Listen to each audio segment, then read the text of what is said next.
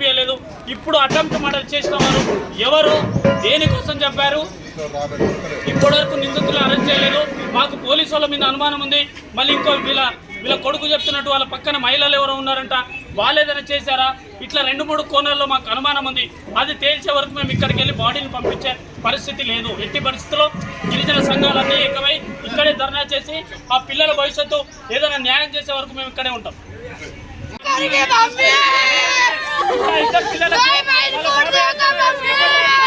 ఎవరు